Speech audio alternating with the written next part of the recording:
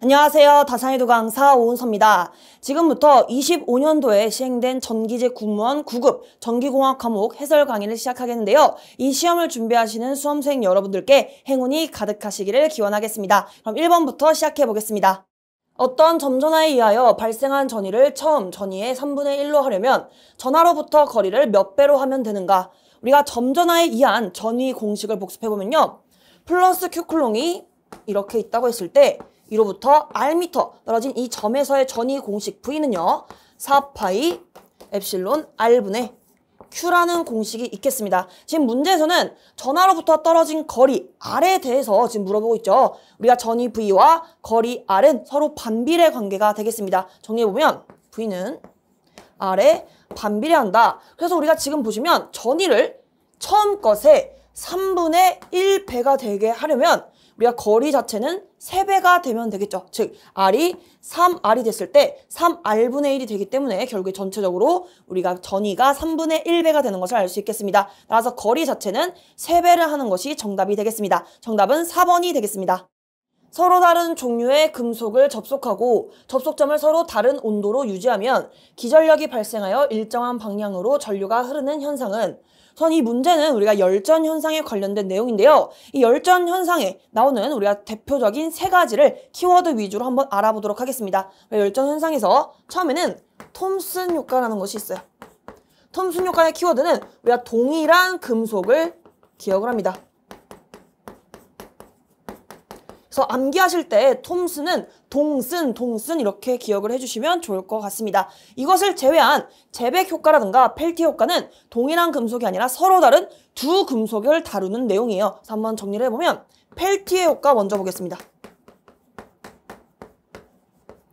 펠티에는 우리가 서로 다른 두 금속을 접합했을 때 여기에 전류를 흘리면 온도차가 발생한다. 이것이 펠티의 우리가 키워드가 되겠습니다. 두 금속 그리고 전류를 흘렸을 때 온도차가 발생한다. 그럼 마지막으로 남아있는 지백 효과 또는 제백 효과라는 것은요. 키워드 두 금속은 같습니다. 즉 서로 다른 두 금속을 접합을 하는데 이때 우리가 온도차를 주는 거예요. 온도차를 주면 기전력이 발생한다. 이것이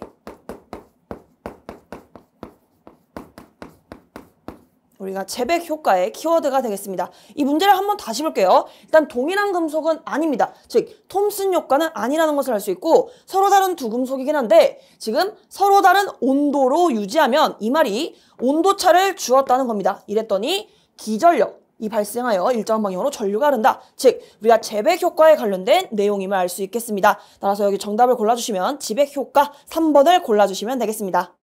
전류 1A는 1초 동안 약 몇 개의 전자가 통과하였을 때 크기인가? 우리가 전류 공식을 한번 복습을 해보면요. 전류 I는 T초 동안 이동한 전하량으로 볼 수가 있겠습니다. 근데 이 문제에서는 지금 전자의 개수를 묻고 있기 때문에 이 식을 조금 변형을 해볼게요. 우리가 이 전체 전하량 Q라는 것은 전자의 한 개의 전하량 2에 전자의 개수를 다 곱해주시면 전체 전하량이 나오겠죠. 다시 정리해보면 전자 한 개의 전하량 2에 전자의 개수를 곱하게 되면 전하량 Q가 됩니다. 즉 Q는 N2라는 공식이 있겠습니다. 따라서 이 식을 쭉 풀어서 쓰게 되면 T분의 N2가 되는 것이고 이게 지금 1A라고 주어진 상태예요. 이 상태에서 우리가 이 T 역시 1초이기 때문에 결국에는 이 해당 식을 정리해 주시면요. 우리가 N 곱하기 2는 1이라는 수식을 얻을 수가 있겠습니다.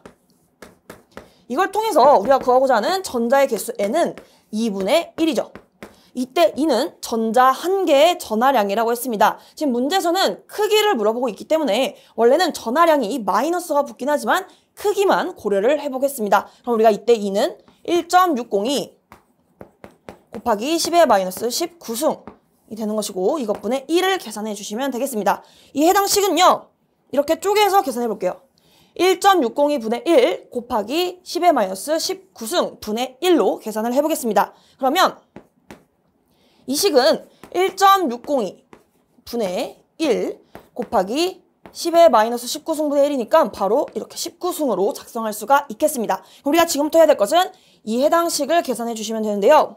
이것을 한번 보시면 n은 분모 분자에 동시에 1000을 곱하겠습니다. 한번 계산하기 쉽게 1000을 곱해주시면 1602분의 1000 곱하기 10에 19승이 나오는 것을 확인할 수 있겠습니다. 사실상 우리가 이것을 이걸로 나눈다고 했을 때 그대로 1.602가 나오진 않겠죠. 우리가 예상을 할 수 있겠고 보기를 보아하니 1000을 1602로 나눴을 때 대략적으로 624순으로 우리가 나눗셈을 진행할 수 있겠습니다. 한번 직접 해볼게요. 우리가 1602로 나눠주시면요. 우선 여기는 더 작기 때문에 0점으로부터 시작을 하겠죠. 이 상태에서 6을 곱해주시면요. 이때 여기는 12, 그 다음에 96이 이렇게 오겠습니다. 이거 빼주시면 되겠죠? 그러면 이게 9, 10. 10에서 2를 빼면 8. 그 다음에 이거 계산해주시면 8. 그다음에 이것도 3. 이렇게 나오는 것을 알 수 있고 그 다음에 0을 추가해서 다음 계산을 진행해 보겠습니다. 이 같은 경우는 여기는 2가 올 것입니다. 우리가 이 보기를 보고 유출하는 거예요. 근데 실제로 2를 계산해 주시면 이게 결국에는 4, 0, 3, 2가 나오는 것을 확인할 수 있어요. 이것도 한번 계산해 보면 7, 여기가 6, 여기가 7, 그 다음에 여기는 6이 되겠네요. 0을 하나 더 추가해서 그 다음 것도 봤더니 여기서는 4를 곱하면 되겠네요. 그러면 우리가 8, 0, 여기는 4, 여기는 6이 나오는 것을 알 수 있겠습니다. 이 이유는 진행할 필요가 없죠. 우리에게 필요한 것은 0.624라는 것이 나왔다는 것입니다. 즉 여기서 이 값을 계산을 한 건데 이게 0.624 등등등이 나온 것이고 곱하기 10에 19승으로 정리할 수 있겠습니다. 근데 지금 보시면 10의 19승 앞에는 우리가 0.624지 6.24가 아니죠. 따라서 우리가 2번도 정답이 아닌 것을 알 수 있고 보기와 같이 우리가 바꿔주시면요.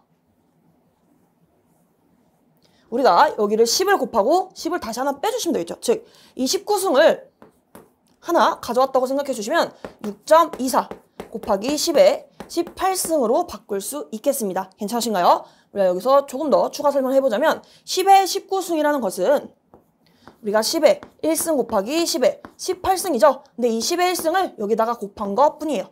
그래서 6.24로 나타내고 남은 10의 18승을 가져온 것 뿐입니다. 괜찮으시죠? 우리가 결국 계산을 해봤더니 전자의 개수는 6.24 곱하기 10의 18승 개가 나온 것을 확인할 수 있겠습니다. 정답은 1번이 되겠습니다. 전격 전압에서 500W의 전력을 소비하는 저항체에 전격의 80% 전압을 인가하면 소비 전력은 어떻게 되는가? 우선 간단하게 회로를 그려보면 우리가 저항 R을 그려보겠습니다. 그리고 지금 이 저항 아래 전압 V를 인가했다고 해요. 그럼 이 저항에는 전류가 흐르겠죠.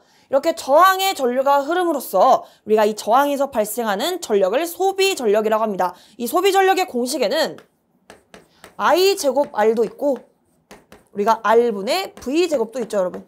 단위는 유효 전력이니까 와트가 됩니다. 근데 여기 보시면 결국에 바뀐 게 뭐죠? 조건상에서 우리가 전압이 바뀌고 전력을 묻고 있습니다. 즉, 이 해당 공식은 전류와 저항 그리고 전력에 관한 공식이지 전압이 없죠. 즉, 공식 자체에 우리가 V가 있는 공식으로 문제풀이를 진행해 주셔야 됩니다. 즉, P는 R분의 V제곱 공식을 이용해서 전압과 전력 간의 관계를 파악한 후 문제를 풀이해 주시면 되겠습니다. 그러면 P는 R분의 V제곱인데 지금 전압은 V에서 0.8V로 인가하는 것이 조건이 바뀌었죠. 근데 우리가 저항 자체는 바뀌었다는 의미가 없어요. 즉, 같은 저항에 우리가 전압만 다르게 인가했다고 해석할 수 있겠습니다. 즉, 여기에서는 저항이 일정하기 때문에 우리가 이러한 조건 하에 전력 P는 전압 제곱에 비례한다는 조건을 얻어낼 수 있습니다. 근데 결국에는 0.8배가 된 거죠. 그럼 우리가 전력 자체는 0.8의 제곱배가 되는 것을 알 수 있겠습니다. 이거 계산해 주시면요. 0.64가 되죠. 10분의 8을 2번 곱하면 100분의 64가 됩니다. 그러면 기존 전력이 500W였습니다. 그러면 우리가 소비 전력 P는 500에 0.64를 곱해주시면 돼요. 좀 더 계산하기 쉽게 100분의 64라고 표현을 해볼게요. 그럼 100분의 64. 이 상태에서 100 약분해서 5 곱하기 64를 해주시면 됩니다. 그러면 이 값이 320W가 나오는 것을 확인할 수 있겠습니다. 정답 골라주시면 3번이 되겠습니다. 60Hz 정연파 교류전압의 실효값이 220V일 때 전파 정류된 전압의 평균값은 약 몇 볼트인가? 단, 파이는 3.14, 루트 2는 1.414이다. 우선 이 문제를 간단하게 해석을 해보면 원래는 정연파라고 주어져 있었습니다. 즉, 제가 정연파를 그림으로 한 주기만 이렇게 그려볼게요. 이러한 정연파가 있다고 했을 때 전파 정류를 했다는 것은요. 이 그래프 파형이 이렇게 변합니다. 즉 이렇게 노란 색깔의 파형을 우리는 전파, 정연파라고 불러요. 이 그래프 모양은 참고해 주시고요. 우리가 이에 대해서 정연파나 전파, 정연파나 평균값 공식은 동일합니다. 그래서 이 부분은 암기를 해주세요. 평균값을 V, A, V라고 표현을 한다면 이 값은 파이분의 2. 우리가 V, 최대값으로 표현할 수가 있겠습니다. 지금 문제에서 주어진 것은 정연파의 실효값이죠. 우리가 실효값을 V, 실이라고 표현해볼게요. 이 값은 우리가 최대값을 루트 2로 나눈 것입니다. 그렇죠? 근데 우리에게 필요한 것은 최대값이죠. 우리가 반대로 최대값에 대해서 표현하려면 주어진 실효값의 루트 2를 곱해주시면 되겠습니다. 한번 정리해볼게요. 그러면 이 공식이 파이분의 2 곱하기 우리가 루트 2 V의 실효값 이렇게 대입을 해주시면 되겠습니다. 그럼 문제에서 주어진 값들로 이제 계산을 진행해 볼 텐데요. 한번 차례대로 대입을 해보면 파이는 3.14 분의 2 우리가 루트 2는 1.414라고 주어져 있고 우리가 전압 같은 경우는 실효값이 220이라고 주어져 있습니다.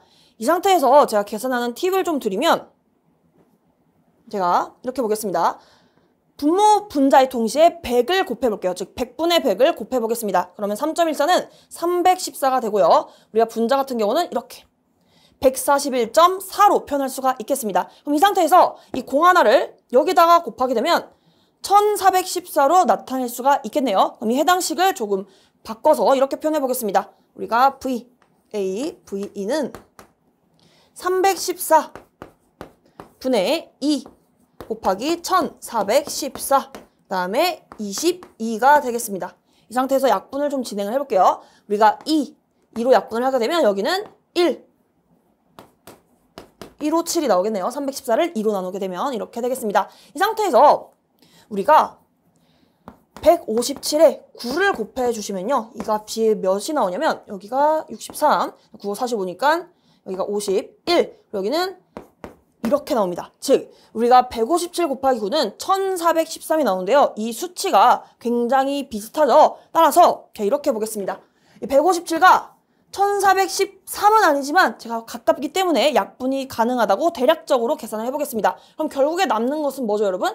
이게 약분했을 때 대략적으로 9가 되기 때문에 9 곱하기 22가 남습니다. 이거 계산해 주시면 198이 나와요.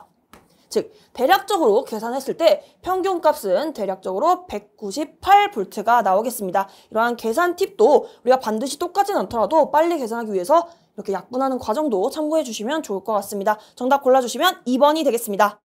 60Hz 100V 교류전압에 대해 10마이크로페럿의 콘덴서가 갖는 용량성 리액턴스는 약 몇 옴인가? 단, 파이는 3.14이다. 우선 용량성 리액턴스 공식 작성해 보겠습니다. 지금 문제 보시면 방향과 상관없이 크기만을 나타내고 있기 때문에 우리가 공식 역시 크기만 고려하겠습니다. J오메가 C분의 1이 아니라 우리가 오메가 C분의 1만 고려를 해볼게요. 그러면 각 주파수 오메가는 2파이F로 나타낼 수 있죠, 여러분. 2파이F C분의 1로 작성이 가능하겠습니다. 그럼 이제 차례대로 대입을 해볼게요. 우리가 XC는 2, 지금 파이는 3.14를 대입하라고 나와 있고 주파수는 60Hz, 정정 용량은 10 곱하기 마이크로니까 10의 마이너스 6승을 대입해 주시면 되겠습니다. 우리가 보기를 보시면 답 간의 간격이 우리가 좁지가 않죠. 즉 우리가 큼직큼직하게 떨어져 있습니다. 이럴 때는 계산식을 너무 꼼꼼하게 자세하게 다 우리가 정석적으로 계산하실 필요는 없습니다. 조금 빠른 풀이를 위해서 우리가 좀 간략화를 해보면 3.14는 대략적으로 3으로 보겠습니다. 그럼 이 상태에서 공 2개 사라지고 여기는 10의 마이너스 4승이라고 표현할 수 있겠네요. 그럼 분모 분자의 동시에 10의 4승을 곱해보겠습니다. 그럼 분모에 이 부분 사라지겠죠? 그러면 분자에는 10의 4승이 올라가겠습니다. 괜찮으신가요? 그럼 이 상태에서 2, 3, 6이 지금 분모에 남아있죠? 즉 2 곱하기 3 곱하기 6이니까 6, 36입니다. 즉 분모에는 36, 분자에는 10의 4승이니까 많이 남은 것을 알 수 있어요. 여기에서도 우리가 한 번 더 계산을 좀 빨리 하기 위해서 36을 대략적으로 40과 가깝기 때문에 이렇게 계산을 해보겠습니다. 그럼 어떻게 진행할 수 있냐면 공 사라지고 4분의 1000이 됩니다. 4분의 1000은 대략적으로 무엇이죠, 여러분? 250이 나와요. 즉 우리가 250과 가장 가까운 정답인 265를 골라주시면 됩니다. 이러한 풀이가 가능한 이유는 우리가 여기에서 260, 265, 270, 275와 같이 이 답 간의 간격이 매우 조밀조밀하게 주어져 있다면 정확하게 계산을 해야겠지만 이처럼 매우 떨어져 있을 때는 저처럼 이렇게 3, 40으로 대략적으로 간략화하셔서 문제를 풀이하시는 것도 빠른 풀이가 되겠습니다. 정답 골라주시면 2번이 되겠습니다. 점전화 플러스 QA에 형성된 전기장에 대한 설명으로 적절한 것은 1번 전기장 벡터는 점전화로부터 안쪽 방향으로 향한다. 우리가 지금 주어진 전하량이 플러스 Q클롱입니다. 즉 플러스 Q에 의한 전개의 색이 또는 전기력선은 뻗어나가는 방향, 즉 발산하는 방향으로 생성이 됩니다. 지금 보시면 안쪽이 아니라 정확히는 바깥쪽 또는 발산이라고 표현하는 것이 적절하겠습니다. 다음에 2번 전기력선은 서로 교차할 수 있다. 교차할 수 없습니다. 다음 3번 전기장 세기는 점전화로부터 멀어질수록 증가한다 라고 나와 있는데요. 예시를 들어서 이 플러스 Q클롱에서 R미터만큼 떨어진 이 점에서의 전개의 세기 이 공식을 작성해보면 이는 4 파이 엡실론 R 제곱분의 Q라는 공식이 있겠습니다. 즉 이때 전개의 세기 E는요 지금 거리 제곱의 반비례하는 것을 알 수 있어요. 따라서 점전화로부터 멀어질수록 즉 점전화로부터 떨어진 거리 R이 커지면 커질수록 멀어지면 멀어질수록 전개의 세기는 작아지는 것을 알 수 있겠습니다. 따라서 증가한다가 아니라 감소한다 라고 바꿔주셔야겠죠. 그다음에 마지막 4번 보겠습니다. 전기력선의 밀도는 전기장 세기의 크기를 나타낸다. 이는 가우스 법칙에 따른 내용이 되겠는데요. 옳은 내용이 되겠습니다. 한번 설명드리면 전기력선의 밀도, 즉 전기력선의 개수 n을 우리가 그 면적으로 나누게 되면 이 S분의 N이 의미하는 바가 전기력선의 밀도인데요. 이는 가우스 법칙에 따라서 전개의 세기의 크기와 같습니다. 우리가 여기서 좀 더 나아가서 이 전기력선의 개수 N이라는 것은요. 우리가 엡실론분의 Q개이기 때문에 여기 S를 그대로 작성해 주시면 이러한 공식도 얻어낼 수 있는데요. 즉 가우스 법칙을 통해서 우리가 이 해당 공식을 이용해서 우리가 여러 가지 도체에서의 전개의 세기를 공식을 유도를 하기도 합니다. 그래서 이 부분 참고해 주시고 이 부분은 가우스 법칙에 관련된 내용이다. 그래서 옳은 내용이 되겠습니다. 정답 골라주시면 4번이 되겠습니다. 송전전력, 부하역률, 송전거리, 전력 손실 및 선간 등압이 같을 경우 삼상 3선식에서 전선 한 가닥에 흐르는 전류는 단상 2선식에 흐르는 전류의 몇 배가 되는가? 우선 조건을 따라서 한번 표현해보면 송전전력이 같다고 했습니다. 그럼 우리가 단상 2선식에서의 발생할 수 있는 송전전력 제가 예를 들어 P1이라고 작성해볼게요.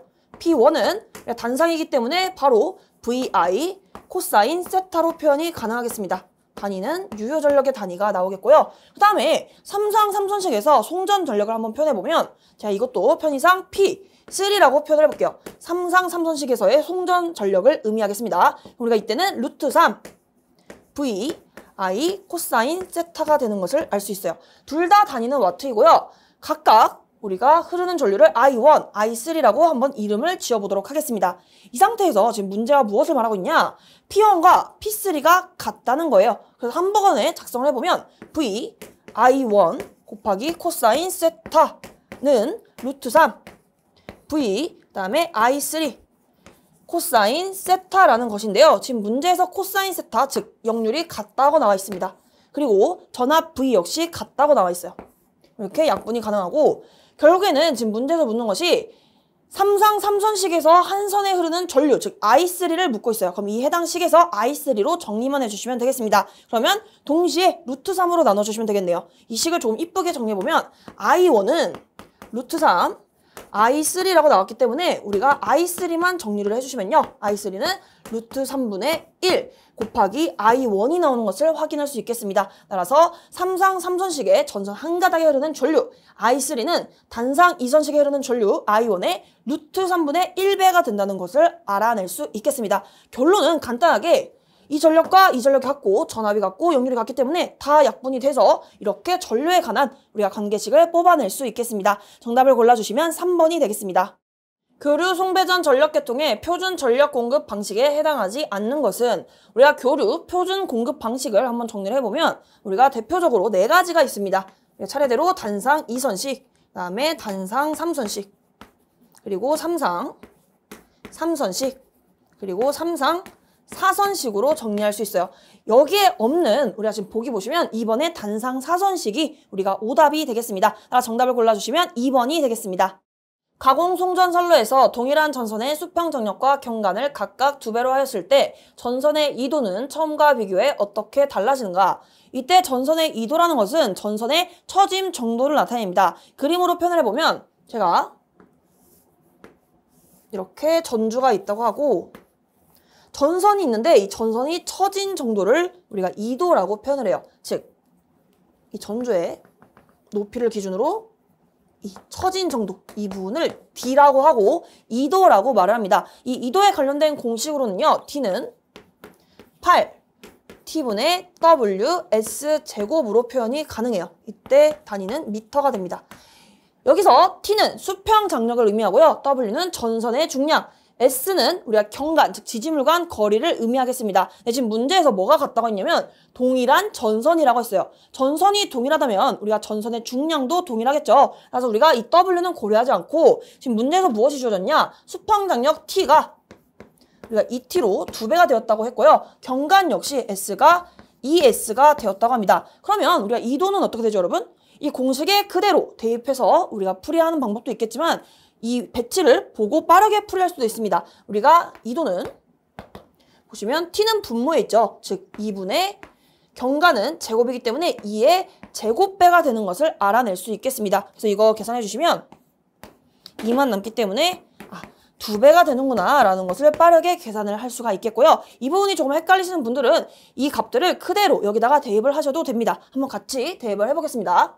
그러면 우리가 8 곱하기 여기는 2t죠. 2t분의 이렇게 대입하는 과정으로 화살표로 표현하겠습니다. 그리고 w, 그다음에 경관은 2s의 제곱.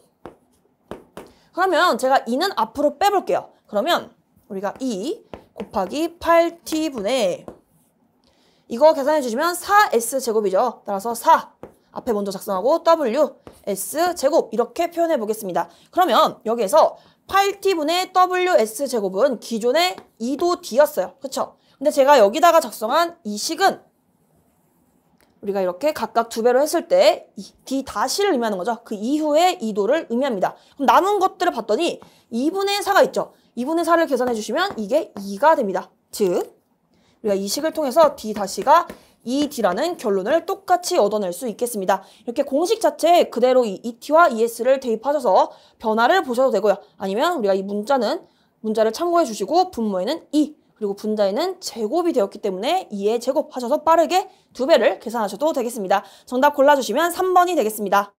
태분한 등가 회로에서 내부 임피던스가 다음과 같을 때 최대 전력 전달을 위한 부하 임피던스는 우리가 최대 전력 전달을 하기 위한 조건에 따르면요. 주어진 이러한 내부 임피던스의 켤레 복소수 또는 공액 복소수를 취해 주시면 됩니다. 같은 말이에요. 즉, 이 주어진 임피던스가 지금 GTH가 4 플러스 J3이라고 주어져 있는데요. 이것의 공액 또는 켤레를 취해 주시면 됩니다.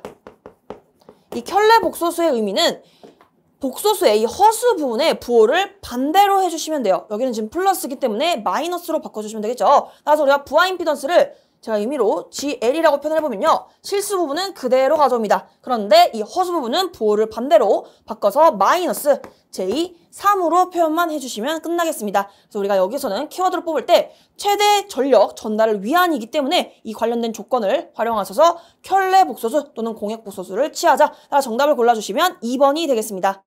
태분한 정리에서 구해지는 등가 회로의 구성 요소는 예를 들어 매우 복잡한 어떠한 회로가 있다고 하겠습니다. 이러한 회로를 간단하게 태분한 등가 회로로 나타내는 것을 태분한 정리라고 하는데요. 이것의 구성 요소가 무엇이 있냐? 첫 번째로는 태분한 등가 전압 VTH가 있습니다. 그리고 이것의 직렬로 연결된 태분한 등가 저항 RTH로 구성된 이러한 회로가 되겠습니다. 이렇게 VTH 그리고 RTH가 이렇게 직렬로 연결된 이러한 회로를 태분한 등가 회로라고 합니다. 따라서 보기에서 정답을 골라주시면 등가 전화번과 직렬 저항이 정답이 되겠습니다. 정답은 2번이 되겠습니다. 전력계통용 ESS, 에너지 스토리지 시스템의 구성 요소에 해당하지 않는 것은 ESS가 무엇이냐? 우리가 지금 주어진 이 영어를 그대로 해석하면 됩니다. 에너지 저장 장치를 의미해요. 즉 ESS는 에너지를 저장하는 장치인데요. 말 그대로 발전소에서 생산된 전기 에너지를 저장하는 것입니다. 우리가 필요할 때 우리가 그렇게 저장된 에너지를 가져다가 쓰면 되는 거예요. 뭐 예를 들어 대규모 정전 상태가 발생했을 때는 전기 에너지가 필요하겠죠. 그럴 때 이렇게 ESS에 저장된 에너지를 사용하는 대안이 있기도 하겠습니다. 그러면 지금부터는 ESS의 구성 요소에 대해서 알아볼 텐데요. 에너지를 저장하려면 에너지가 저장되는 배터리가 우선 먼저 필요하겠죠. 우리가 첫 번째는 배터리가 있습니다. 그 다음에 두 번째는 이러한 배터리를 관리하는 또 시스템이 있어요. 그래서 우리가 배터리 매니지먼트 시스템이라고 해서 BMS라는 것이 있겠습니다. 그 다음에 추가적으로는 PCS라 하여 우리가 파워 컨버전 시스템이 있어요. 즉 전력을 변환하는 것인데요. 교류 전력이나 직류 전력을 서로 변환하는 장치가 들어가기도 합니다. 그 다음에 대표적으로 크게 네 가지를 제가 한번 이야기를 해볼게요. 마지막으로 네 번째는 우리가 EMS라는 것이 있습니다. 즉 에너지 매니지먼트 시스템인데 이 에너지 관리 시스템은요. 우리가 이 ESS의 전반적인 우리가 이 에너지를 관리 시스템을 제어하는 역할을 합니다. 즉 우리가 멀리 봤을 때 전체적인 운영자라고 생각해 주시면 돼요. 이렇게 크게 네 가지가 있겠습니다. 한번 비교를 해보면 1번 배터리, 그 다음에 PCS, 그 다음에 EMS, 마지막에 디젤 발전기가 나와 있는데요. 디젤 발전기는 ESS의 구성 요소가 아닙니다. 발전기는 말 그대로 전기 에너지를 생산하는 것이지 이렇게 저장하는 ESS와는 관련이 없겠습니다. 자, 정답을 골라주시면 4번이 되겠습니다. 전력 시스템의 보호 방식에서 주 보호 및 후비 보호에 대한 설명으로 가장 적절한 것은 보기를 보기 전에 우선 간단하게 주 보호, 후비 보호에 대한 개념을 설명드리도록 하겠습니다. 우선 발전소 지가 이렇게 있고요. 그 다음에 변전소를 거쳐서 쭉 배전선로가 있다고 하겠습니다. 이 상태에서 제가 이 중간중간에 차단기를 2개를 설치해 볼게요. 여기도 이렇게 차단기를 설치하고 여기도 이렇게 차단기를 설치했다고 하겠습니다. 그러면 이때 이 선로에서 예를 들어 이 구간에서 고장이 발생했다고 할게요. 그러면 어떠한 차단기가 먼저 차단이 돼야 되죠, 여러분? 가장 가까운 우리가 최소한의 고장 구간을 만들기 위해서는 가장 가까운 이 차단기에서 먼저 차단을 해야 됩니다. 즉 이때 이 차단기를 주보호장치라고 보시면 됩니다. 그런데 어떠한 일이 생겨서 주보호장치가 제대로 동작을 안 했을 때는 그 다음에 있는 이 차단기가 우리가 후비 보호를 하게 되는 것입니다. 이해되시죠? 우리가 이렇게 단락사고가 일어났을 때 주보호, 그 다음에 주보호가 동작을 안 하면 후비 보호가 진행이 된다라는 것을 참고해 주시면 될 것 같아요. 한번 이거 가지고 한번 보기를 보도록 하겠습니다. 보기 1번 보시면 주보호는 고장 발생 시 인근 지역 전체를 신속히 차단하여 교통 안전을 확보하는 방식이다. 아니죠. 우리가 사고가 발생했다고 했을 때 이 부분을 다 전체 우리가 차단해버리면 안 됩니다. 최소한의 고장 구간만을 우리가 차단을 하는 것이 가장 좋기 때문에 이 부분이 전체가 틀렸습니다. 우리가 고장난 구간의 최소치만 우리가 차단하려고 한다라고 보시면 되겠습니다. 그 다음에 2번 후비보호는 주보호에 적용된 릴레이와 차단기를 다시 이용하여 이중 안전을 확보하는 방식이다. 이번 아예 틀린 내용이죠. 우리가 주보호가 썼던 것을 그대로 사용하는 것이 아닙니다. 그러면 우리가 주보호가 고장났을 때 후비보호가 동작을 안 할 수도 있는 불상사가 발생할 수 있겠죠. 우리가 2번은 아예 틀린 내용으로 보시면 되고요. 그 다음에 3번 후비보호는 주보호가 작동하지 않을 경우를 대비하여 일정 시간 지연 후 동작하도록 설계된다. 이 내용이 맞는 내용이 되겠습니다. 마지막으로 4번 주보호는 전체 계통을 포괄적으로 보호하는 기능을 가지며 고장점 식별 기능은 없다. 우리가 이 전체 이런 말이 들어가면 틀린 거예요. 전체를 다 하는 것이 아니라 그리고 또 고장점 식별 기능이 있습니다. 즉 우리가 이 점에서 고장이 발생했을 때 우리가 확실하게 고장점을 식별하고 최소한의 이 고장 구간만을 차단하는 겁니다. 즉 우리가 이 주보호는 이 전체를 다 포괄적으로 보호하고 우리가 이 식별을 못하는 것이 아니라 오히려 그 반대다. 즉 고장점을 확실하게 식별하고 그에 대해서 우리가 이 최소한의 고장 구간을 확실하게 차단한다. 이것이 주보호의 역할이 되겠습니다. 따라서 4번도 틀리고 1번도 비슷한 의미로 틀린 내용이었죠. 따라서 우리가 옳은 내용을 골라주시면 3번이 정답이 되겠습니다. 삼상사선식 60Hz 22.9kV 길이 15km의 일회성 지중 송전선로가 있다. 케이블 1선당 정정 용량 0.5 마이크로페러/km라고 할 때 이 선로에 흐르는 무브와 충전 전류는 약 몇 암페어인가? 단 파이는 3, 루트 3은 1.7이다. 지금 문제에서 충전 전류를 물어보고 있는데요. 충전 전류 IC는 우리가 C에 흐르는 전류입니다. 따라서 공식상 용량성 리액턴스분의 C 양단에 걸린 전압 E라고 표현할 수 있겠습니다. 그러면 XC는 오메가 C분의 1 분의 2가 되기 때문에 IC는 어떻게 정리돼요, 여러분? IC는 분모 분자에 동시에 오메가 C를 곱해주시면 오메가 C2가 되는 것을 알 수 있겠습니다. 좀 더 나아가서 오메가는 2파이 F C2로 나타낼 수 있겠고요. 이 상태에서 이 C 양단에 걸린 전압 E는 우리가 어떻게 표현할 수 있냐면 그림을 한번 보도록 하겠습니다. 그림이 간단하게 이렇게 전선이 있다고 하고 전선과 대지 사이에 이러한 대지 정정 용량이 있다고 하겠습니다. 제가 이 부분은 대지예요, 여러분. 이렇게 각 선간마다 대지 정정 용량이 존재하고 이때 이 C 양단에 걸린 전압이 E라고 표현했는데요. 이게 뭐죠, 결국엔? 여러분? 이게 선과 대지 사이에 걸린 전압, 즉 대지 전압입니다. 즉 E는 C 양단에 걸린 전압이기도 하지만 대지 전압을 의미하는데요. 이렇게 삼상에서는 항상 이 대지 전압은 선간 전압을 루트 3으로 나눈 값입니다. 이 부분은 암기를 해주시길 바랍니다. 따라서 이 자리에는 루트 3분의 V를 대입을 할 수가 있게 돼요. 한번 정리를 해보면 결국에는 이 IC라는 공식을 2파이 F C 루트 3분의 V로 나타낼 수 있다. 그래서 우리는 이 해당 식을 이용해서 문제풀이를 진행해 보도록 하겠습니다. 그러면 IC는 2, 파이는 지금 3을 대입하라고 했고요. F는 60Hz. 다음에 C 같은 경우는 0.5인데 2분의 1로 표현할 수 있겠죠. 2분의 1 곱하기 10에 마이너스 6승. 여기에 15km까지 곱해 주셔야 됩니다. 여기까지 해주시고 우리가 그 다음에는 루트 3분의 V를 곱해 볼게요.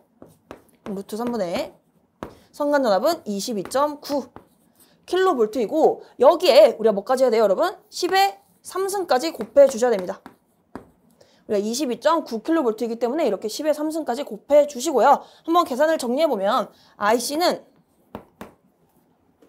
2랑 2가 약분이 되고 그리고 지금 보시면 0이 지금 여기 보시면 10의 3승 그리고 여기는 0이 하나 더 있죠. 즉 10의 4승인데 10의 마이너스 6승과 우리가 약분되면 몇이 남죠, 여러분? 10의 마이너스 2승이 남습니다. 이것도 정리해 주시고 여기다 한번 적상해 볼까요? 3 곱하기 6 곱하기 10의 마이너스 2승 그 다음에 곱하기 15 곱하기 루트 3은 1.7로 작성하자고 했습니다. 1.7분의 22.9 이것도 분모 분자에 동시에 10을 곱하게 되면 이렇게 17분의 229로 표현할 수 있겠죠. 이 상태에서 지금 보시면 6 곱하기 15는 90. 그럼 90과 3을 곱하면 270입니다. 그러면 270 곱하기 10의 마이너스 2승 그 다음에 17분의 229 이렇게 표현이 가능하고 여기서도 마찬가지로 0 하나 사라지고 여기는 10의 마이너스 1승으로 바꿀 수가 있어요.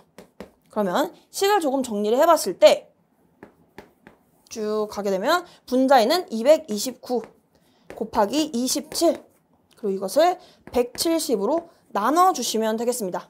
6183이 나오겠습니다. 이것을 170으로 나눠주시면 돼요.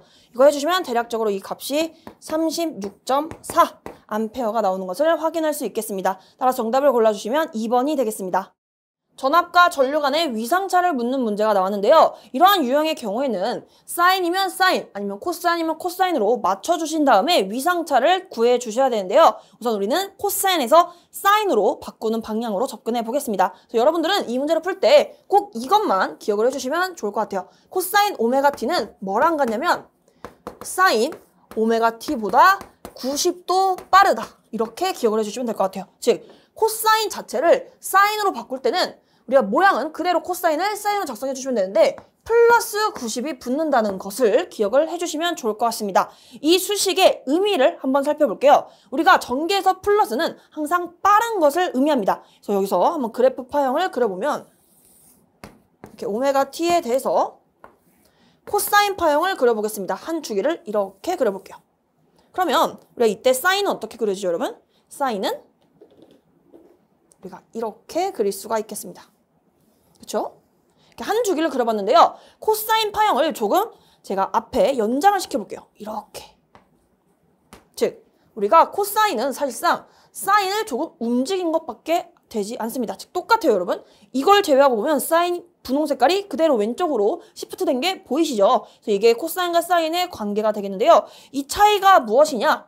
이게 2분의 파이, 즉 90도만큼이 빠르게 됩니다. 정리해보면 코사인은요, 이게 90도만큼 사인보다 앞선다는 것을 알 수 있어요. 빨간 색깔이 사인이고요. 하얀 색깔이 코사인입니다.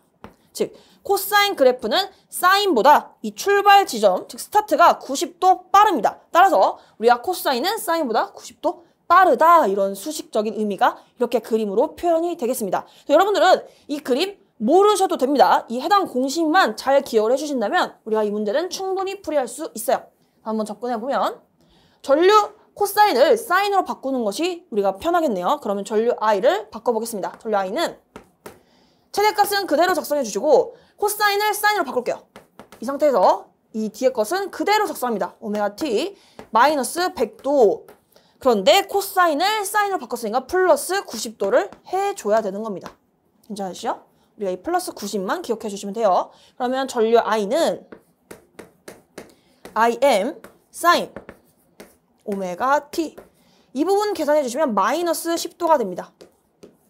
자, 이제부터 본격적으로 비교를 해볼 텐데 전압 E 같은 경우는 사인 오메가 t에서 30도, 플러스 30도고 여기는 그대로 쭉 같은데 마이너스 10도입니다. 그럼 이 둘 간의 위상차는 40도가 되는 거 이해되시나요, 여러분? 이게 이해가 안 되신다면 제가 이렇게 예시를 들어볼게요. 이 전압 같은 경우는 0도보다 플러스 30도 빠른 거고요. 이 친구는 0도보다 10도 느린 겁니다. 그러면 30도 빠르고 얘는 10도 느리면 그 사이의 위상차는 40이 되는 것을 알 수 있겠습니다. 그래서 이 부호 때문에 헷갈려 하지 마시고 저것은 플러스 30도, 여기는 10이기 때문에 우리가 그 둘의 차이를 빼면 40도가 위상차가 나오겠습니다. 정답 골라주시면 1번이 되겠습니다. 다음 상태 방정식을 갖는 제어 시스템에서 특성 방정식에 근을 묻고 있습니다. 지금 보시면 A와 B의 행렬 값들이 다 주어져 있고요. 이 상태에서 특성 방정식은 공식이 어떻게 되죠, 여러분? 우리가 S, I, 마이너스 A 행렬의 행렬식을 우리가 0으로 두면 되겠습니다. 그럼 차례대로 SI부터 표현을 해보면요. SI는 여기가 S, 나머지는 0인 이러한 행렬이 되는 것이고요. 이 상태에서 A를 그대로 뺍니다. 그럼 0, 1, 마이너스 2, 마이너스 3이 되겠는데 행렬을 뺄 때는 각각의 똑같이 대응되는 성분들끼리 빼주시면 됩니다. 즉 S-0, S가 되는 것이죠. S. 그 다음에 0-1, 그러면 마이너스 1. 그 다음은 0 마이너스 2. 그러면 결국에 뭐죠, 여러분? 0 마이너스 2는 플러스가 됩니다. 즉 2가 되는 것을 알 수 있어요. 그 다음에 S-3. 그럼 역시 마이너스가 두 개가 동시에 이렇게 만나는 것과 똑같기 때문에 플러스로 바뀌죠. 그럼 여기는 S 플러스 3이 되겠습니다. 이렇게 행렬을 빼주시면요. 이게 뭐예요, 여러분? 이게 SI-A 행렬입니다. 네, 우리가 이렇게 행렬에 절대값 기호를 쓰는 것은 우리가 디터미넌트라 해서 행렬식을 구하는 기호입니다. 행렬식 구하는 거 어렵지 않아요. 이렇게 곱한 것, 마이너스 이렇게 곱한 것 해주시면 되겠습니다. 그러면 S 플러스 3 이렇게 곱한 것이고 마이너스 이렇게 곱해주시면 마이너스 2가 되겠네요. 이거 정리해주시면 S제곱이죠. S제곱, 그 다음에 플러스 3S, 그 다음에 이것은 플러스 2가 되겠습니다. 그리고 이걸 0으로 만드는 식이 특성 방정식이 되는 거죠. 한번 정리해보면 Si-A의 행렬식이 0을 만든다. 즉 이것을 풀이한 것을 0으로 둔 것입니다. 우리가 이것이 우리가 구하고자 했던 특성 방정식이 되는데 문제는 이것의 근인, 특성은 즉 x를 구하는 문제가 되겠습니다. 그럼 이 해당 식에서 인수분해만 해주시면 되죠. 여기에 1을 해주시고 여기가 1일 때 두 개를 곱했을 때 2가 나오고 이렇게 곱한 것 더하기 이렇게 곱한 것이 3이 나오기 때문에 이 방향으로 우리가 인수분해를 해주시면 됩니다. 즉 가로줄 보시면 1, 1이죠. 이 말은 S 플러스 1을 의미하는 거예요. 그 다음에 1, 2가 의미하는 것은 S 플러스 2를 의미하겠습니다. 따라서 이 해당 식을 인수분해 해주시면 S 플러스 1 곱하기 S 플러스 2가 0을 만족하는 이 특성근 S는 마이너스 1 또는 마이너스 2가 정답이 됩니다. 이거 이해되시나요, 여러분? 이렇게 곱했을 때 2, 그리고 여기가 이렇게 곱하고 이렇게 곱한 것을 더했을 때 이 가운데 숫자가 나와야 되는데요. 이 상태에서 이 조건을 만족했다면 이렇게 하나씩 뽑아내는 겁니다. 즉, 이 첫 번째 줄에서 뽑아낸 것이 S 플러스 1, 그 다음에 두 번째 줄에서 뽑아낸 것이 S 플러스 2가 되는 것입니다. 그래서 이렇게 인수분해를 하고 이것을 0을 만족하는 근을 찾아봤습니다. 따라서 마이너스 1, 그리고 마이너스 2가 나와 있는 보기 1번이 정답이 되겠습니다. 이포트 회로망 해석에서 사용되는 Y 파라미터에 대한 설명으로 가장 적절하지 않은 것은 우선 여기에 나와 있는 이 문자 기호 Y는요, 어드미턴스를 의미합니다. 그래서 우리가 Y 파라미터를 또 다른 말로 어드미턴스 파라미터라고도 하는데요. 왜 이렇게 어드미턴스의 용어를 썼을까? 우리가 한번 이 출발점을 다시 들어가 보면 V는 IG라는 식이 있습니다, 여러분. 맞죠? 이때 이 해당 식을 전류에 대해서 한번 바꿔볼게요. 그럼 전류 I는 G분의 V라고 나타낼 수 있고 우리가 임피던스와 어드미턴스는 서로 역수관계이죠. 따라서 G분의 1을 어드미턴스 Y로 바꿀 수가 있습니다. 따라서 전류는 결국에는 Y 곱하기 V로 나타낼 수 있어요. 이 해당 식에서 출발을 한 것입니다. 그래서 우리가 어떻게 표현할 수 있냐? I1, I2를 각각 표현을 할 겁니다. 어떻게 할 거냐면 Y11, V1 더하기 Y 12, V2, 그 다음에 Y, 21, V1, 마지막으로 Y, 22, V2의 이러한 식으로 각각의 전류를 이렇게 전압과 어드미턴스를 이용해서 표현을 할 수가 있겠습니다. 이렇게 좀 복잡해 보이는 식을 우리가 간단하게 행렬로 표현하게 되면요. 이 해당 식은 이렇게 바꿀 수가 있어요. 제가 괄호친 이 부분은 I1, I2 이러한 행렬이 여기에는 Y11, Y12, Y21, Y22 이것의 전압 V1, V2로 표현한 것과 똑같은 표현입니다. 뭐 하나를 예시로 들어보면 I1은 이렇게 계산할 수 있겠죠, 여러분. 그러면 I1은 Y11 곱하기 V1 더하기 Y12 곱하기 V2로 이렇게 행렬로 간단하게 표현이 가능하겠습니다. 하나만 더 예시를 들어볼게요. 우리가 I2도 이렇게 한번 보면 I2는 이렇게 계산해 주시면 되죠. 그러면 I2는 Y21 곱하기 V1 여기 있고 그 다음에 더하기 Y22 곱하기 V2로 표현이 가능하겠습니다. 이러한 식을 이렇게 행렬식으로 표현할 수 있고 이것을 Y 파라미터라고 표현을 합니다. 즉 어드미턴스에 관련된 내용이죠. 한번 1번을 보시면 Y 파라미터의 행렬의 대각 성분은 입력 임피던스를 나타낸다. 즉 이 부분에서 여러분들 임피던스가 한 개라도 있나요, 여러분? 우리가 이 각각의 Y11부터 시작해서 Y22는 우리가 각각의 정의된 이름이 있긴 합니다. 근데 우리가 그것을 들어갈 필요도 없이 임피던스로 나타낸다. 여기에서 우리가 바로 틀린 것을 알 수 있어요. Y 파라미터 보시면 우리가 전부 다 어드미턴스에 관련된 내용입니다. 따라서 우리가 임피던스와는 관련이 없기 때문에 바로 틀린 것을 골라낼 수가 있겠고요. 그 다음에 2번 보겠습니다. Y 파라미터는 전류를 전압의 함수로 표현한다. 이게 무슨 말이냐면 결국에는 이 식과 이 식이 다 똑같다고 말씀드렸죠. 근데 이것을 한번 보세요. 이거 보시면 우리가 전류를 전압의 함수로 표현하고 있습니다. 따라서 우리가 2번도 맞는 내용이에요. 이해되시죠? 그 다음에 3번 Y 파라미터는 어드미턴스 파라미터라고 한다. 이것의 출발지 자체가 이 해당식, 즉 어드미턴스에서 출발을 한 것입니다. 이것도 맞고 4번 어드미턴스 파라미터는 병렬 회로망 해석에 적합하다. 4번도 적절한 내용이 되겠습니다. 따라서 틀린 내용을 골라주시면 1번이 정답이 되겠습니다. 25도씨에서 저항이 5옴인 전선이 있다. 60도씨에서 이 전선의 저항은 단 전선의 저항 온도 계수는 0.004이다. 우선 지금 문제에서는 온도 상승 후에 전선의 저항을 묻고 있는데요. 이와 관련된 공식을 작성해 보겠습니다. 온도 상승 후의 저항 RT라고 표현을 보면 RT는 우리가 R0, 즉 초기 저항 곱하기 1 플러스 알파 T로 나타낼 수 있어요. 즉 RT는 온도 상승 후의 저항값, R0는 초기 저항값, 우리가 알파는 문제에서 주어진 온도 계수를 의미하겠습니다. 이때 대문자 T는요, 온도 변화를 가리켜요. 즉 T2-T1을 가리킵니다. 여기서는 25도에서 60도씨로 우리가 올라왔기 때문에 여기서는 60 마이너스 25인 35를 대입해 주시면 되겠습니다. 한번 차례대로 문제를 풀어볼게요. RT는 초기 저항값은 5옴 곱하기 1 플러스 온도 계수는 0.004 우리가 계산하기 쉽게 1000분의 4라고 표현해볼게요. 곱하기 여기에 35를 해주시면 되겠습니다. 그러면 이렇게 분배했을 때 5가 나오죠. 5 플러스 이번에는 이렇게 분배해서 한번 계산을 해볼게요. 그러면 우리 어떻게 할 수 있냐? 지금 여기 보시면 4랑 1000은요. 이렇게 했을 때 250이 되죠, 여러분. 그리고 5끼리 약분해주시면 여기는 7이 남고 여기는 50이 될 것입니다. 그러면 5 곱하기 50분의 1이에요. 그러면 역시 5와 약분이 돼서 제가 여기다가 한번 작성해볼게요. 5 곱하기 50분의 1 곱하기 7인데 여기서 약분했을 때 이렇게 10이 남기 때문에 결국에는 10분의 7이라는 것을 알 수 있겠네요. 즉 결국에는 5 플러스 0.7이므로 5.7이 나오는 것을 확인할 수 있겠습니다. 따라 정답 골라주시면 4번이 되겠습니다.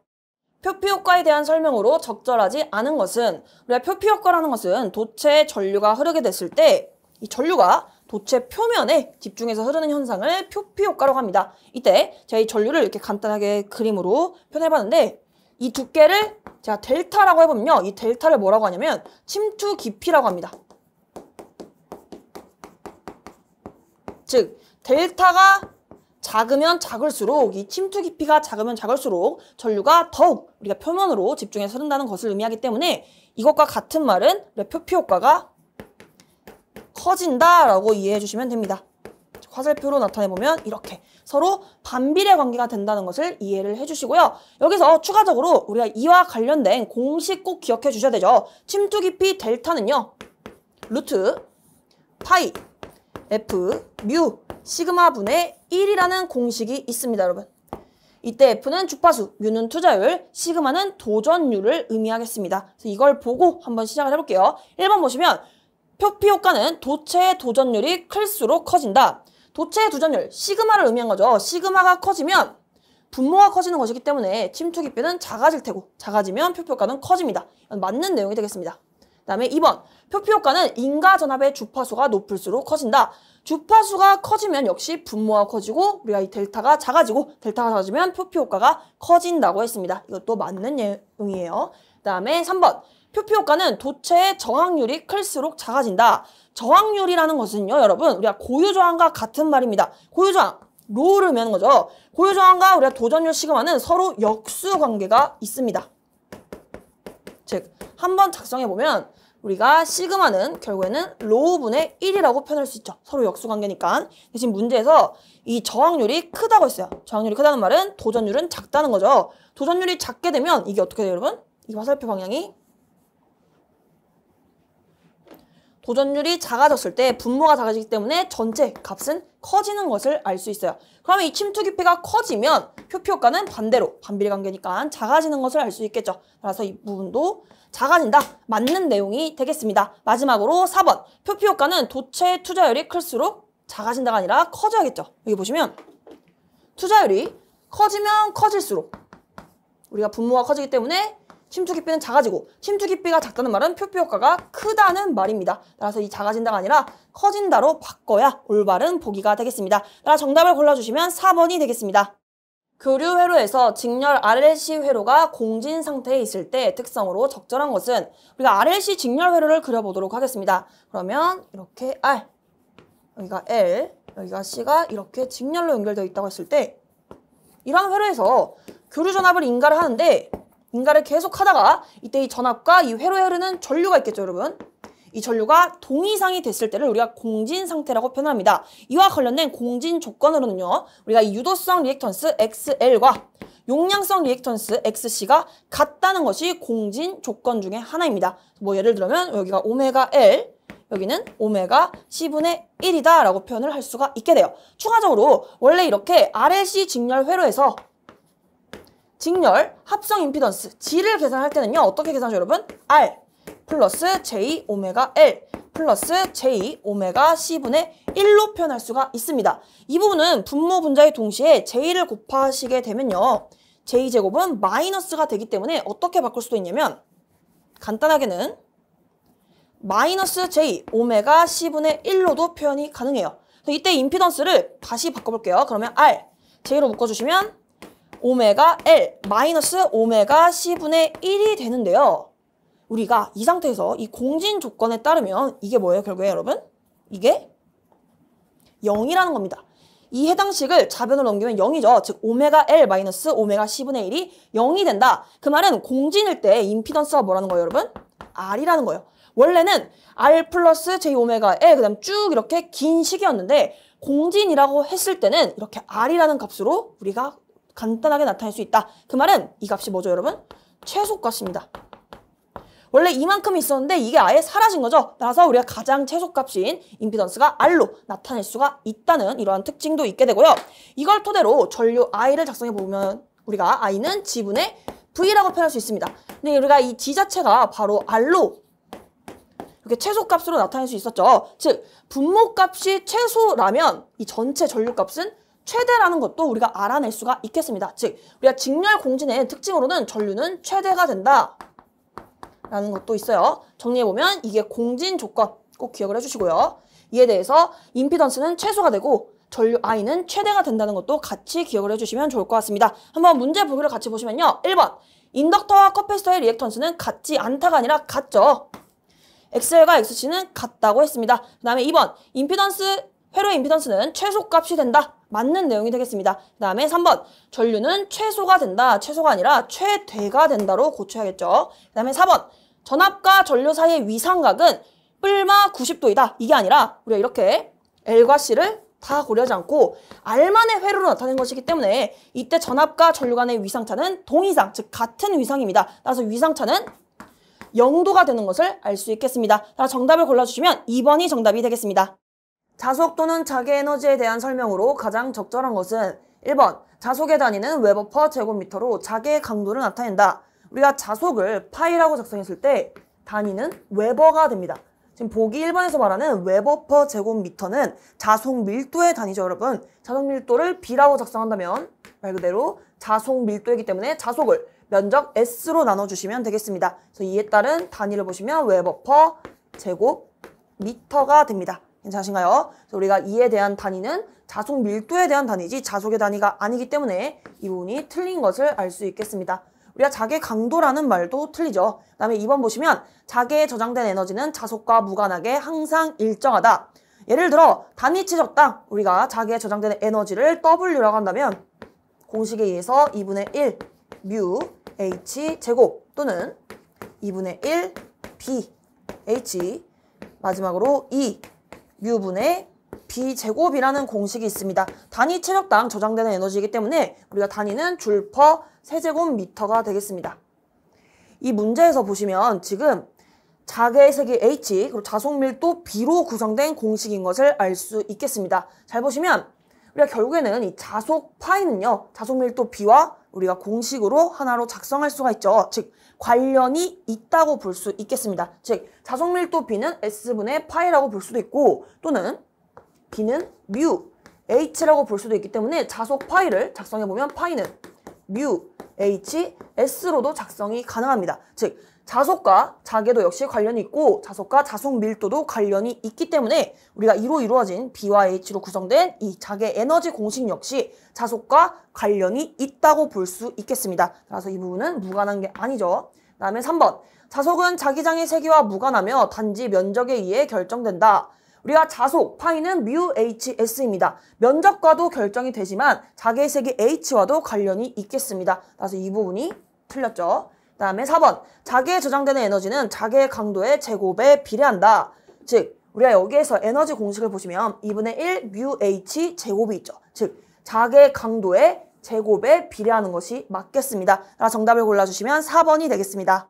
단위 임펄스를 델타 t라 할 때 이 델타 t 함수를 마이너스 무한대부터 무한대까지 적분을 하라는 문제가 주어져 있습니다. 우선 여기서 말하는 델타 t는 단위 임펄스 함수라고도 하고요. 아니면 단위 충격 함수라고도 합니다. 이와 관련된 이 함수를 한번 그래프로 나타내 보도록 할게요. 시간 t에 대해서 t가 0초일 때 이 델타 t는 무한대 값을 갖습니다.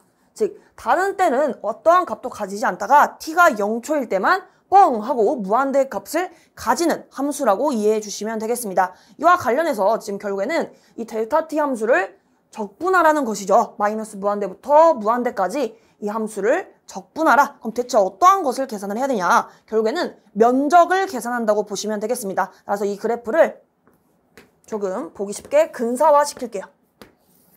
어떻게 똑같이 나타낼 수 있냐면 이 그래프를 이렇게 나타낼 수 있습니다. 직사각형이죠. 직사각형인데 높이는 a분의 1 그리고 우리가 여기 양의 방향은 우리가 2분의 A, 그리고 여기 마이너스 측은 마이너스 2분의 A가 되는 이러한 직사각형으로 근사화시킬 수 있습니다. 결국에 우리가 마이너스 무한대부터 무한대까지 적분하라는 것은 이 직사각형의 면적을 계산하라는 것과 같은 의미가 되겠습니다. 그래서 여기서 바로 면적을 계산하셔도 되지만 조금 더 보기 쉽게 한번 바꿔보자면 우리가 이렇게 바꿀 수 있겠죠. 이 2분의 A만큼 오른쪽으로 똑같이 평행 이동을 시켜보겠습니다. 그럼 어떻게 나타낼 수 있냐? 똑같이 높이는 똑같겠죠.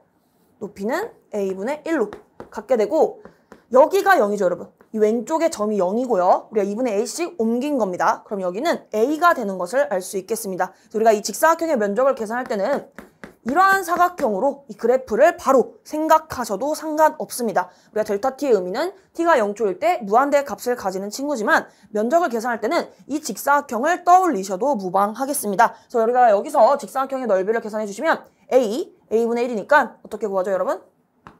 가로 A, 높이 A분의 1입니다. 즉 결국에는 1인 것을 알 수 있어요. 이 말은 결국에는 이 마이너스 무한대부터 무한대까지 델타 t를 이 적분한 값이 1이라는 것과 같은 표현입니다. 즉 면적이 1이다. 그래서 이 부분은 항상 동일한 값을 가지기 때문에 암기하셔도 상관없어요. 우리가 델타 t에 대해서 우리가 면적, 즉 면적은 1이다. 따라서 적분한 값도 1이라고 암기를 해주시면 되겠습니다. 정답은 1번이 되겠습니다. 다음 그림과 같은 회로에서 단자 A, B 사이의 합성 저항은 우선 주어진 회로에 지금 접속점이 찍혀있지는 않지만 실제로 이렇게 출제되었습니다. 우리가 아무런 말도 없기 때문에 다 일괄적으로 접속점이 찍혀있다고 가정하고 풀이를 해주시면 되겠습니다. 사실상 이 부분이 다 안 찍혀있으면 말이 안 되죠, 여러분. 이 상태에서 한번 풀이를 해볼 텐데요. 언뜻 보기에는 복잡해 보일 수 있습니다. 하지만 우리가 저항의 직렬 그리고 병렬을 잘 합성하실 수만 있으시면 충분히 풀이할 수 있는 문제가 되겠습니다. 우선 보이는 것 중에 가장 간단해 보이는 게 뭐가 있을까요, 여러분? 지금 보시면 3옴과 3옴이 직렬 연결되어 있죠. 이러한 저항 두 개를 직렬로 합성할 때는 단순히 더해주시면 되겠습니다. 그럼 제가 이 3옴, 3옴을 한꺼번에 하나의 저항으로 이렇게 합성을 해볼게요. 그럼 이것은 더해서 6옴이 되는 것을 확인할 수 있겠습니다. 그럼 잘 보시면 6옴, 6옴, 6옴이 지금 다 똑같이 뭐가 되어 있죠, 여러분? Y결선이 되어 있습니다. 물론 이 부분을 조금 이렇게 틀어서 진짜 Y처럼 그림을 그려도 되지만 우리는 세 개가 이렇게 하나로 만나고 있다면 이게 곧 Y결선입니다, 여러분. Y는 꼭 이렇게 그려야지만 Y결선이 아니라 우리가 이 세 가닥이 한 점에서 만난다는 포인트만 우리가 같다면 우리가 Y결선으로 해석을 하는 것입니다. 그럼 잘 보시면 자, 이렇게 표현을 해볼게요. 자, 이렇게 노란 색깔로 그리는 부분이 Y결선 되어 있는 부분이죠. 그런데 지금 다 6옴으로 같아요. 그러면 우리가 Y를 델타로 등가 변환을 할 때 좀 더 쉽게 바꿀 수 있겠죠. 우리가 Y를 델타로 변환 시에 이 각선의 임피던스가 다 동일하다면, 즉 G라면 우리가 이때 델타로 변환 시에 어떻게 되냐? 3배가 됩니다. 즉 여기서는 임피던스가 곧 여기가 저항밖에 없죠. 따라서 우리가 저항이 6옴이라면 델타로 등가 변환 시에 우리가 뭐가 되는 거예요? 3배인 18옴이 되는 것을 확인할 수 있겠습니다. 그럼 여기서는 델타로 한번 바꿔볼게요. 그러면 이렇게, 그리고 이렇게, 그리고 이렇게 델타 결선으로 바꿀 수가 있고 이 각 저항은 18옴이 되겠습니다. 제가 단위는 생략하고 이렇게 작성해 볼게요. 여기까지 하셨으면 이제 병렬만 잘 처리해 주시면 됩니다. 보시면 우리가 이 18옴과 18옴은 이것과 이거 봐주세요. 이 점과 이 점 사이에 걸려 있는 거죠. 즉 병렬입니다. 즉 이 18옴과 18옴을 병렬로 합성해 주시면 똑같은 저항이기 때문에 단순히 2로 나눠주시면 돼요. 그럼 9옴이 되는 것을 확인할 수 있겠습니다. 이런 게 또 있나 봤더니 지금 보시면 18옴과 이 빨간 색깔 18옴 역시 두 점 사이에 걸려 있습니다. 이 말은 병렬로 되어 있는 거죠. 따라서 이렇게 합성을 했을 때도 9옴이 되는 것을 확인할 수 있고 우리가 마지막으로 이 부분 28옴과 28옴도 두 점을 공유하고 있습니다. 여기는 한 점, 그리고 여기도 한 점이죠. 이게 점을 늘렸다고 보시면 되겠습니다. 우리가 점과 점 사이에 어떠한 소자도 연결되어 있지 않기 때문에 같은 접속점으로 보는 것입니다. 따라서 우리가 28옴과 28옴은 이 초록 색깔 사이에 걸려 있죠. 따라서 병렬 연결입니다. 그래서 우리가 28, 18도 우리가 9옴으로 이렇게 병렬로 합성할 수가 있어요. 그럼 제가 이 부분을 좀 복잡하기 때문에 옆에다가 깔끔하게 등가 회로를 같이 나타내 보도록 하겠습니다. 그래서 우리가 구하고자 하는 것은 A와 B 사이에 걸리는 합성 저항이기 때문에 이 단자의 위치도 중요합니다. 그래서 이게 A, 여기가 B. 쭉 있다고 했을 때 초록 색깔이 가장 먼저 나오죠. 초록 색깔은 9옴입니다. 이렇게 9. 그 다음에 이 아래쪽에는 우리가 주황 색깔을 합성시켰어요. 그래서 우리가 그대로 우리가 헷갈리지 않게 바로 아래다가 그림을 그려봅니다. 여기도 9옴. 괜찮으시죠? 이 상태에서 이제 이렇게 합성한 것과 우리가 이 파란 색깔이 이렇게 만나서 다시 초록 색깔로 가자. 그럼 이것 한번 그려볼게요. 그러면 이 주황 색깔과 파란 색깔이 이렇게 해서 다시 초록 색깔로 이렇게 가는 것을 확인할 수 있겠습니다. 지금 이 회로를 잘 보시면요. 접속점이 어디 찍혀 있어요, 여러분? 여기, 그리고 여기에 찍혀 있습니다. 우리가 저항의 직렬과 병렬을 판단할 때는 헷갈리시다면 항상 전류를 흘렸다고 가정해 보시면 쉽습니다. 전류가 일정하게 갈림길로 빠지지 않고 일정하게 하나의 길로만 간다면 직렬로 해석해 주시면 되고, 전류가 갈래가 나뉜다, 즉 여러 방향으로 나뉘어서 흐르게 될 때는 병렬로 해석해 주시면 됩니다. 여기 보시면 이 주황 색깔과 파란 색깔은 우리가 하나의 길밖에 없죠, 여러분. 다른 데로 새지 않고 이 주황 색깔과 파란 색깔 저항은 하나의 전류만 흐르게끔 되어 있습니다. 이게 뭐죠, 여러분? 직렬 연결이라는 거예요. 즉 제가 이렇게 가로로 마치 병렬처럼 그렸지만 사실상 뭐예요? 직렬이라는 겁니다. 그러면 이거 두 개 더해주시면 되겠죠? 그러면 18옴이 되는 것을 확인할 수 있겠습니다. 그럼 조금 더 간단하게 한번 나타내 볼까요? 그러면 초록 색깔은 아직 우리가 건들지 않았고, 주황 색깔과 파란 색깔을 우리가 합성을 했어요. 제가 그것을 표기상 빨간 색깔로 표현하겠습니다. 이 두 개를 합성을 했더니 여기는 18옴이 되었다. 그럼 이제는 정말 간단하죠. 우리가 A, B 사이에 걸려있는 이 합성 저항을 계산하면 되는데, 지금 9옴과 18옴은 우리가 병렬 연결된 상태입니다. 따라서 우리가 두 개의 저항일 때는 합분의 곱으로 계산할 수 있죠. 그래서 우리가 합성 저항을 R이라고 한다면 합분의 곱 9 더하기 18 분의 9 곱하기 18을 해주시면 되겠습니다. 이거 계산해보면 우리가 분모는 우리가 27이 되죠. 27 분의 여기는 18 곱하기 9는 우리가 162가 되겠습니다.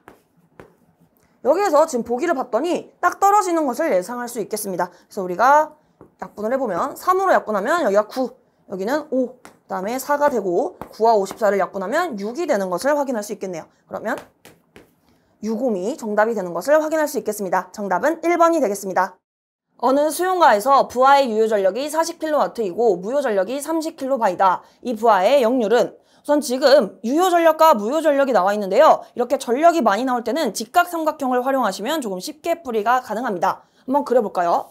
이렇게 직각삼각형을 그려보면 P상 전력은 빗변에 대응이 되고, 이 밑변에는 우리가 유효전력을 대응시키면 됩니다. 여기서는 40kW, 그리고 나머지 높이에는 무효전력 30kB를 작성을 해주시면 돼요.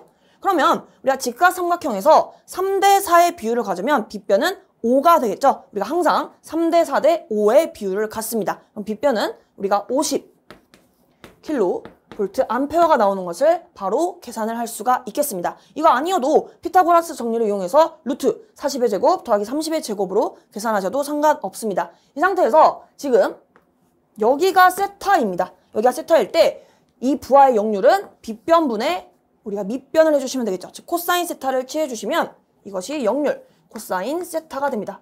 즉 코사인 세타는 우리가 P상 전력분의 유효 전력이 되는 것이고요. 여기에 지금 100을 곱해서 퍼센트로 나타낼 수 있겠습니다. 그럼 차례대로 대입을 해볼게요. 우리가 P상 전력은 50, 유효 전력은 40, 그 다음에 여기에 100을 곱해주시면 되겠습니다. 이 상태에서 50, 100 하면 2가 되기 때문에 우리가 80%가 나오는 것을 우리가 확인할 수 있겠습니다. 정답은 4번이 되겠습니다.